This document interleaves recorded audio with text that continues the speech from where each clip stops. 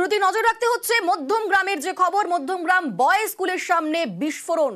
মধ্যরাতে স্কুলের সামনে হঠাৎ বিকট শব্দ, বিস্ফোরণের শব্দ। সেই সিসি ক্যামেরার ফুটেজ দেখাচ্ছে আপনাদের এই মুহূর্তে। সিসি ক্যামেরার ফুটেজ দেখা যাচ্ছে স্কুলের সামনে বিস্ফোরণ হয়, আর সেই বিস্ফোরণে মৃত্যু হয়েছে উত্তরপ্রদেশের যুবকের। মৃত উত্তরপ্রদেশের বাসিন্দা সচ্চিদানন্দ মিশ্র।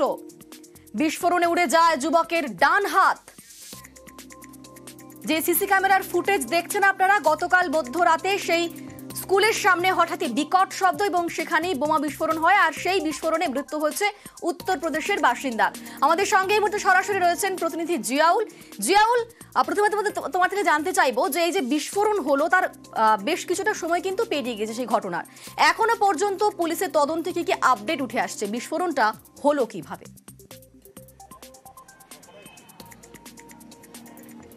দেখো, অর্থাৎ এই বিস্ফোরণের ঘটনাস্থল, অর্থাৎ আমি ঠিক আমার এই সাইটেই কিন্তু এখানেই বিস্ফোরণের ঘটনা ঘটেছিল মধ্যরাতে। অর্থাৎ এলাকা একেবারে কেঁপে ওঠে। এলাকার মানুষ, প্রত্যক্ষদর্শী যারা তারা ছিলেন, তারা ছুটে এসে দেখে এক যুবক এখানে রক্তাক্ত অবস্থায় পড়ে রয়েছে। তাকে উদ্ধার করে বারাসত মেডিকেল কলেজ হাসপাতালে নিয়ে গেলে ভোর রাতে তার মৃত্যু হয়। মূলত কেন, কি ধরনের বিস্ফোরণ? অর্থাৎ এখানে এক যুবক, তিনি হচ্ছে উত্তরপ্রদেশের বাসিন্দা।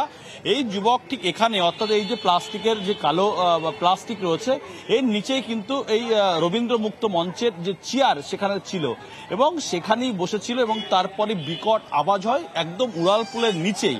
ফলে সেই বিস্ফোরণেই কিন্তু কি ধরনের বিস্ফোরণ ছিল সেটা কিন্তু এখনো স্পষ্ট নয়। ইতিমধ্যেই ফরেনসিক টিম এসছেন, তারাই বলতে পারবেন যে এই ধরনের কি ধরনের বিস্ফোরণ এখানে ব্যবহার করা হয়েছে।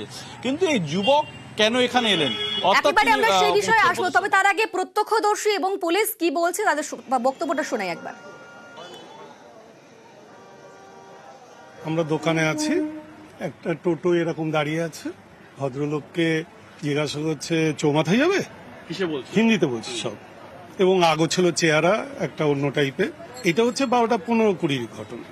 এইটা ঘটনাটা এবার বাস্ট হয়েছে ধরুন 1:05 বা এরকম টাইমে। তারপরে আমরা দোকান গুছিয়ে টুছিয়ে যাচ্ছি, যেভাবে হিন্দিতে উনি ওখানে কাটছিলেন, পুরো আর কি একটা হাতটা বাইরে এরকম আর কি নেই, বডির গায়ে আর কি ঝলসানো ঝলসানো। জিজ্ঞাসাও করেছে, সে হিন্দিতে কথাও বলেছে।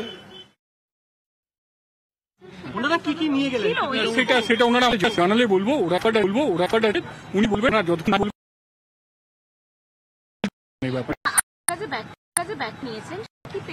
যেটা এখনই আমার সেটা আমরা দেখছি, খতিয়ে দেখছি। বিস্ফোরণে মৃত সচ্চিদানন্দ মিশ্র উত্তরপ্রদেশের বাসিন্দা। সচ্চিদানন্দ হরিয়ানার একটি কারখানায় কাজ করতেন। এমনকি গতকাল পরিবারের সঙ্গে কথা বলেছেন সচ্চিদানন্দ এবং গতকালও হরিয়ানাতেই থাকার কথা জানায় পরিবারকে। আমাদের সঙ্গে সরাসরি রয়েছেন প্রতিনিধি জিয়াউল। জিয়াউল, হরিয়ানা কারখানাতে কাজ করতেন ওই ব্যক্তি সচ্চিদানন্দ, তিনি এখানে কেন এলেন, কিভাবে এলেন? তিনি পরিবারকেও বলেছেন তিনি হরিয়ানাতেই রয়েছেন, কিন্তু তাহলে তার এখানে আসার মোটিভটা কি এখনো পর্যন্ত পুলিশ কি অনুমান করছে?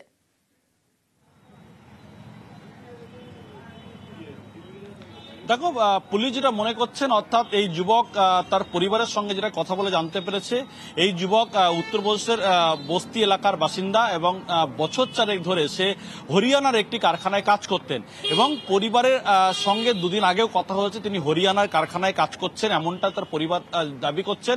কিন্তু হরিয়ানায় কাজ করছেন, তার বাবার সঙ্গেও কথা হয়েছে। হঠাৎ সেই যুবক কেন মধ্যম গ্রামে এলেন?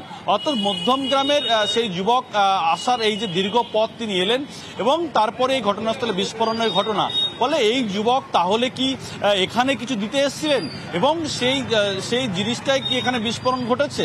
অর্থাৎ অত্যন্ত শক্তিশালী এই বিস্ফোরণের ঘটনা। তার কারণ যে চেয়ারে বসেছিল, যে চেয়ারের শক্ত হাতল, মোটা হাতল ছিল লোহার, সেটা কিন্তু একেবারে নষ্ট হয়ে যাওয়া, ভেঙে উড়ে যায় এখান থেকে।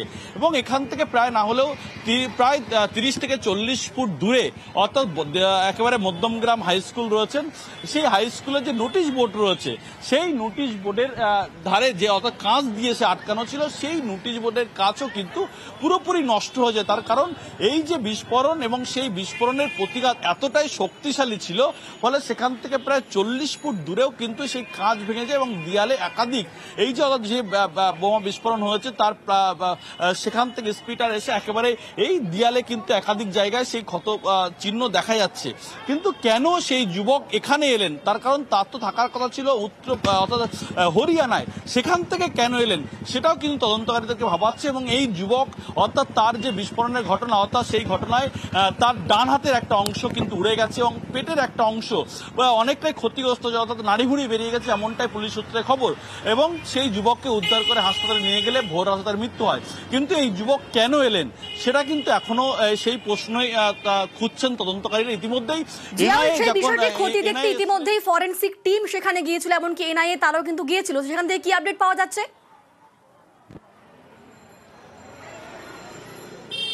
দেখো, ফরেনসিক টিম কিন্তু ঘটনাস্থলে এসেছিলেন, তারা কিন্তু এখান থেকে অর্থাৎ সেই প্লাস্টিক সরিয়ে অর্থাৎ সেখান থেকে নমুনা সংগ্রহ করেছে। অর্থাৎ নমুনা সংগ্রহ করা এবং যে কাঠের উপরে অর্থাৎ যে চেয়ারের উপরে বসেছিল তা সেখানেও কিন্তু রক্তের ছোপ ছোপ দাগ এবং যে শক্ত লোহার হাতল সেটাও কিন্তু উড়ে গেছে। বলে সেই নমুনা কিন্তু সংগ্রহ করেছে, তারপরে জানা যাবে কি ধরনের বিস্ফোরণ তার কাছে ছিল। তার কারণ অত্যন্ত শক্তিশালী বিস্ফোরণ না হলে অর্থাৎ এই বিস্ফোরণের যে জায়গা সেখান থেকে প্রায় 40 ফুট দূরেও কিন্তু ক্ষতিগ্রস্ত হয়েছে। কিন্তু তোমাকে আরো জানাবো যে প্রত্যক্ষদর্শী যারা জানিয়েছেন যে 12:30 নাগাদ তিনি সোদপুরের দিক থেকে অর্থাৎ এই উড়ালপুরের নিচে দিয়ে তারা কিন্তু যে যুবক একদম স্টেশনের কাছে ফলওয়ালাকে জিজ্ঞাসা করে যে তিনি মধ্যমগ্রাম চৌমাথার দিকে যাবেন। তারপরেই তিনি হিন্দিতে কথা বলছিলেন। তারপর সেখান থেকে আসার পরে ঠিক মিনিট 20 পরেই এই বিকট আওয়াজ হয়, অর্থাৎ এলাকা পুরো কেঁপে ওঠে। তারপরেই তারা ছুটে এসে দেখে এই যুবক হিন্দিভাষী যুবক রক্তাক্ত অবস্থায় পড়ে রয়েছে এবং যে যুবক জিজ্ঞাসা করছিল মধ্যমগ্রাম চৌমাথার দিকে যাবেন সেই যুবকই এই বোমা বিস্ফোরণে আহত হয়েছে। ফলে মধ্যমগ্রাম চৌমাথার দিক থেকে কিন্তু সেই অর্থাৎ সোদপুরের দিক থেকে মধ্যমগ্রাম চৌমাথার দিকেই তার যাওয়ার উদ্দেশ্য ছিল। এই যে বিস্ফোরণটা হলো, সেই বিস্ফোরণটা কোথায় হয়েছিল? স্কুলের ঠিক সামনে নাকি স্কুলের সামনে রাস্তার উল্টো দিকে?